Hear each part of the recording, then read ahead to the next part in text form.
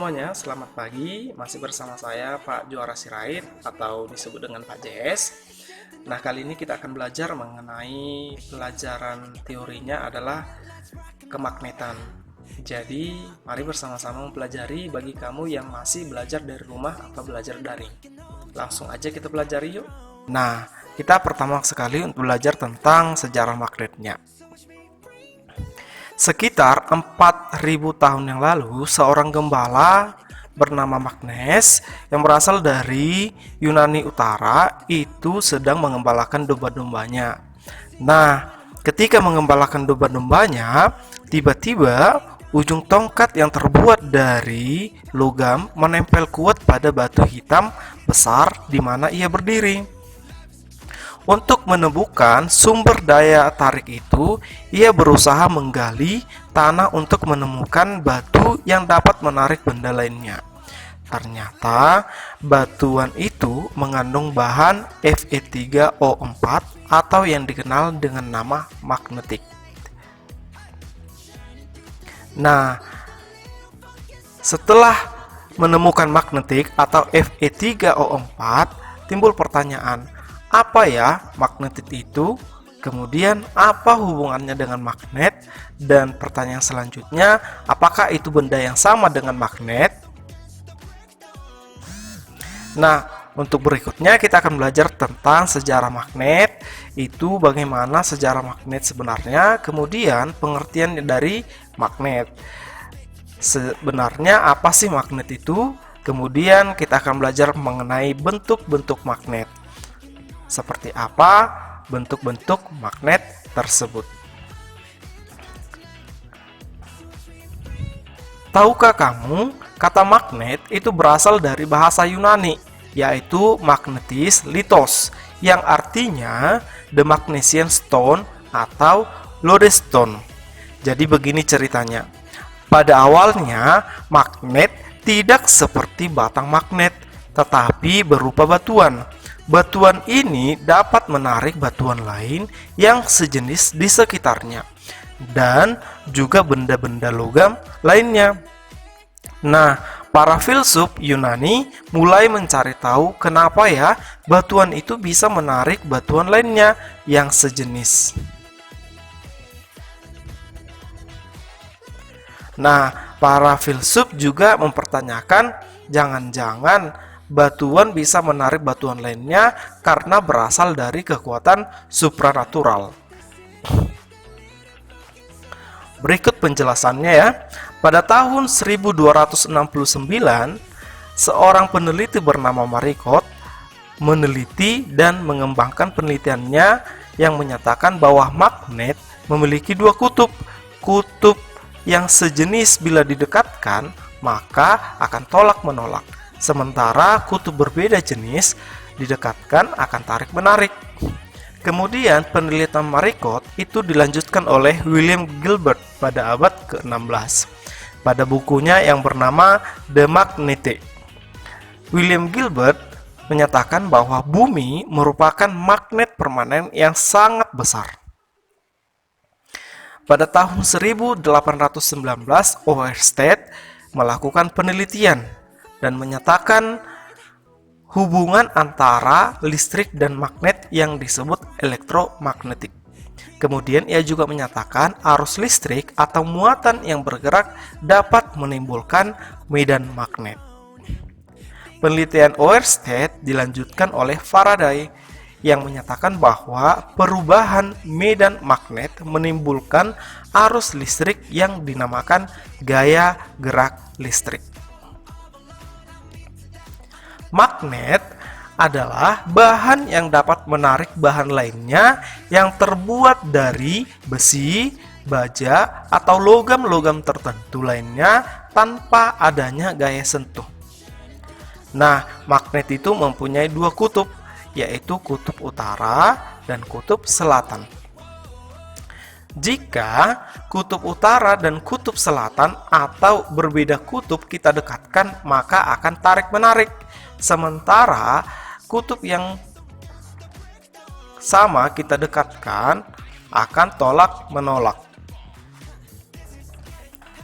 Nah, sekarang kita mau tahu bentuk-bentuk magnet. Magnet itu bentuknya misalnya ada magnet ladam. Oke, kemudian magnet batang, magnet U atau bentuknya seperti U, kemudian ada magnet keping. Ada magnet jarum yang biasa dipakai pada kompas, kemudian ada magnet silinder. Oke, sekarang kita mau melakukan percobaan garis gaya magnet. Siap-siap ya melakukan percobaannya. Sebelum kita melakukan percobaan, kita harus tahu medan magnet itu digambarkan dengan garis-garis gaya magnet. Nah, mari melakukan percobaan. Alat dan bahan yang harus kita siapkan adalah yang pertama ada kertas, satu batang magnet, kemudian serbuk besi. Jangan bingung, serbuk besi ini bisa kita dapatkan ketika kita memasukkan atau mendekatkan magnet batang ke pasir. Jadi nanti ketika kita sudah dekatkan, maka akan lengketlah atau mendekatlah serbuk-serbuk besi pada magnet tersebut. Itu yang namanya serbuk besi. Oke, langkah pertama atau langkah percobaan yang harus kita lakukan adalah meletakkan batang magnet di atas kertas. Nah, kira-kira seperti ini. Ambil sebuah kertas, kemudian letakkan magnet batangnya. Kemudian, serbuk besi yang kita dapatkan tadi, kita taburkan di sekitar batang magnet. Setelah kita taburkan, bentuknya akan seperti ini. Nah, kelihatan dia ada semacam garis-garis di sini. Inilah yang disebut garis-garis medan magnet.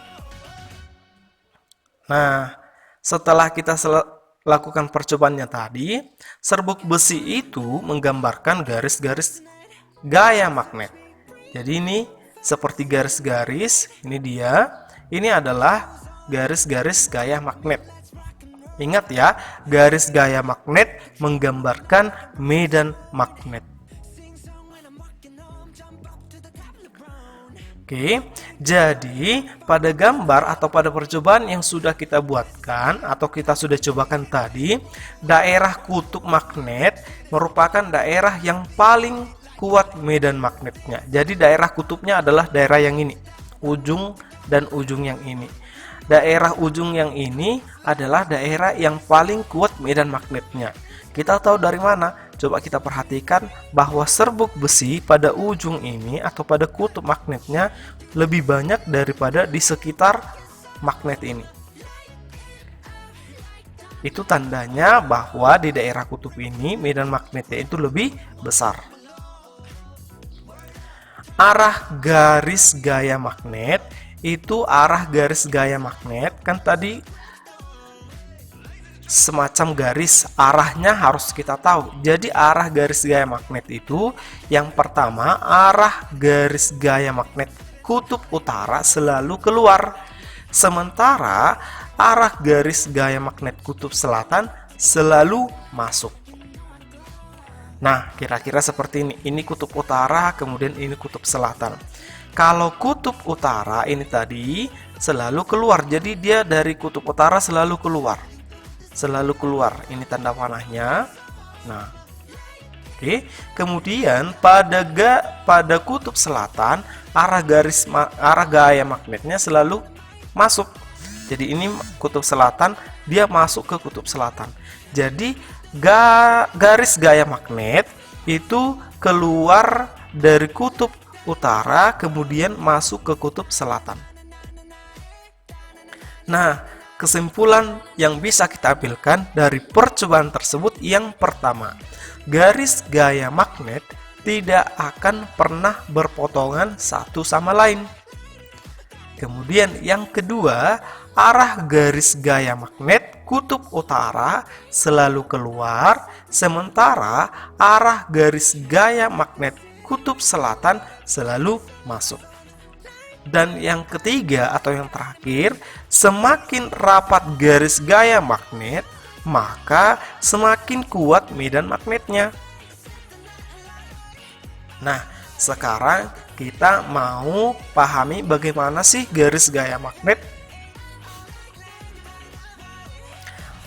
Seperti tadi yang sudah saya jelaskan, apabila kutub yang berbeda itu didekatkan satu sama lain, maka akan terjadi tarik-menarik.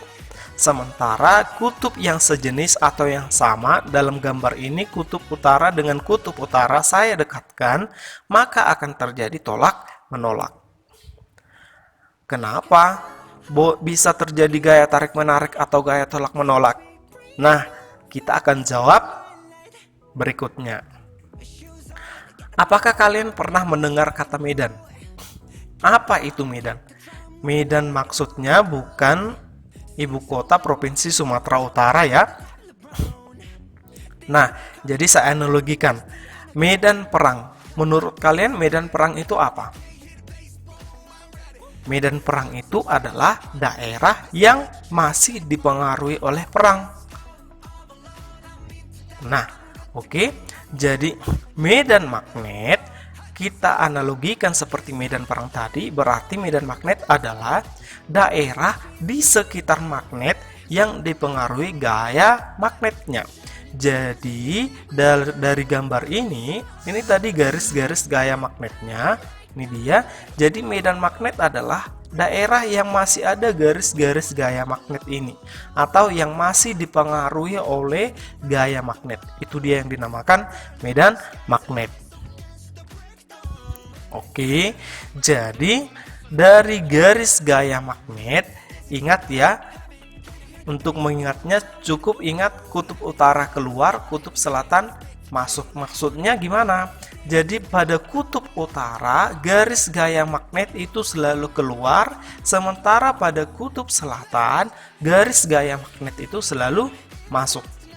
Jadi ingat, kutub utara keluar, kutub selatan masuk. Nah, garis-garis gaya magnet itu mempunyai sifat. Yang pertama, semakin rapat garis gaya magnet, semakin kuat pengaruh medan magnetnya. Jadi, di mana letak posisi garis gaya magnet yang paling rapat menurut kita? Di sini ya, di kutubnya. Di kutubnya yang paling rapat. Itu artinya garis gaya magnet di kutubnya ini lebih besar daripada di sini, karena lebih rapat di kutubnya. Kemudian yang kedua, garis gaya magnet tidak berpotongan satu sama lain.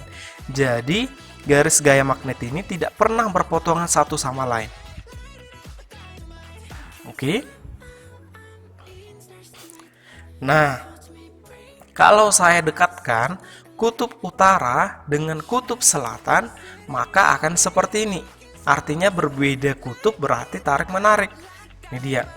Kemudian kalau saya dekatkan sama-sama kutub yang sejenis atau kutub utara dengan kutub utara, maka garis gaya magnetnya seperti ini. Ya. Seperti ini. Jadi dia tidak saling menyambung. Berarti dia akan tolak-menolak.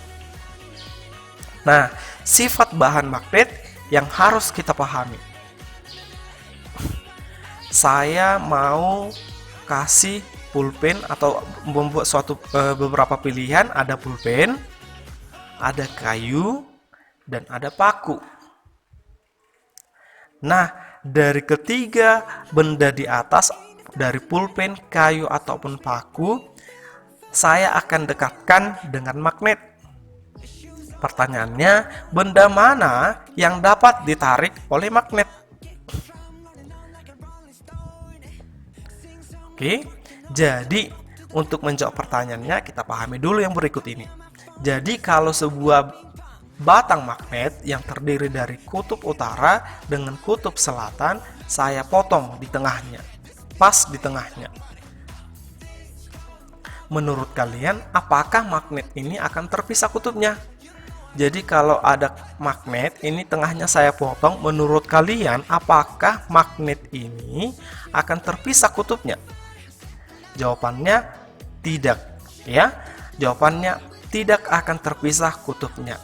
Jadi hanya ukurannya saja yang berubah. Jadi kalau kita potong magnet ini, kita bagi dua, maka akan terbentuk kembali kutub utara dan kutub selatan. Jadi ada dua magnet yang terdiri dari kutub utara, kutub selatan. Ini juga kutub utara dan kutub selatan. Jadi kutubnya selalu ada. Mau kita potong lagi yang ini, mau kita potong magnet yang sudah kita potong sebelumnya, maka akan terbentuk secara otomatis kutub utara dan kutub selatan. Begitu sampai selanjutnya. Dari teori kemagnetan menyatakan sebuah magnet terdiri dari sejumlah magnet-magnet kecil yang disebut magnet elementer. Jadi, magnet ini garis gaya magnet seperti yang sudah saya sebutkan tadi. Garis gaya magnet dari kutub utara akan keluar, ya, akan keluar menuju kutub selatan magnet. Jadi kutub utara magnet garis gayanya akan keluar dan pada kutub selatan magnet garis gayanya akan masuk. Ingat, kutub utara keluar, kutub selatan masuk. Jadi kalau benda magnet akan memiliki magnet elementer seperti ini. Jadi dia rapi dan teratur. Magnet elementernya persis seperti gambar yang ini, rapi dan teratur. Kemudian pada benda bukan magnet, magnet elementernya itu tidak tersusun rapi dan tidak beraturan. Oke.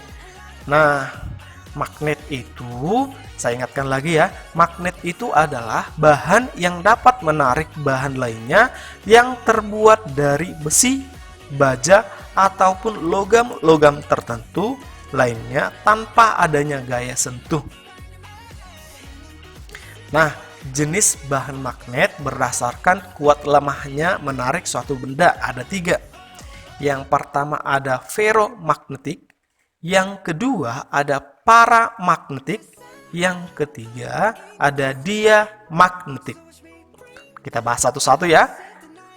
Ferromagnetik.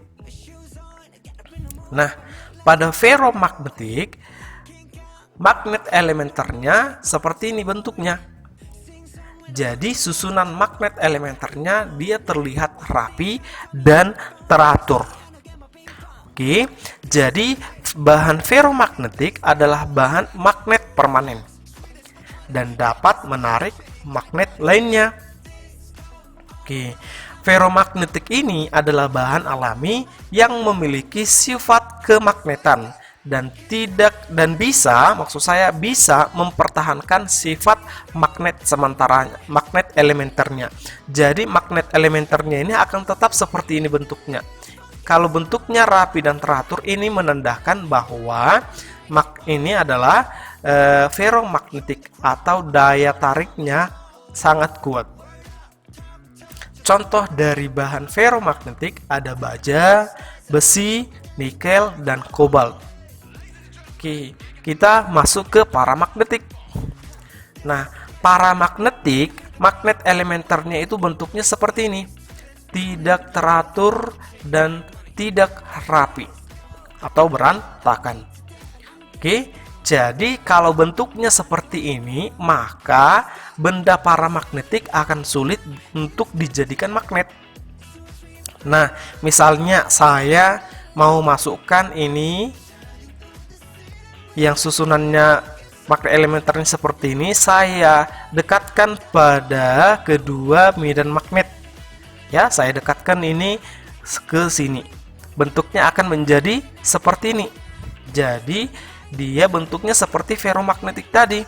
Artinya paramagnetik bisa menarik benda-benda lainnya, benda-benda tertentu lainnya kalau disatukan dengan medan magnet karena bentuknya menjadi rapi dan teratur. Oke, contohnya itu bisa aluminium dan juga platina. Oke, yang ketiga, diamagnetik. Diamagnetik ini contohnya adalah kayu. Nah, pada kayu, magnet elementernya itu bentuknya seperti ini. Sangat tidak teratur dan tidak rapi juga. Oke, pada kayu contohnya. Kemudian, kayu ini otomatis tidak dapat dijadikan magnet. Kita semua tahu itu ya, karena magnet elementernya ini berantakan dan tidak teratur. Kemudian ini juga tidak dapat, kayu juga tidak dapat menarik atau ditarik oleh magnet. Nah, kita cobakan. Saya mau memasukkan kayu ini yang bentuk magnet elementernya tidak teratur dan merantakan ini ke medan magnet. Saya akan masukkan ke sini. Coba apa yang terjadi? Nah, yang terjadi adalah magnet elementernya itu malah melawan atau tidak sejajar dengan arah medan magnetnya. Medan magnetnya ini kan arahnya ke kanan. Kalau kita gabungkan atau kalau saya dekatkan kayu ini ke medan magnet, arah magnet elementernya malah berlawanan dengan arah medan magnet. Otomatis kayu ini sangat tidak dapat ditarik oleh magnet. Contoh dari bahan diamagnetik itu adalah ada kayu, ada plastik, dan juga bismut. With a little funk inside, so wanna light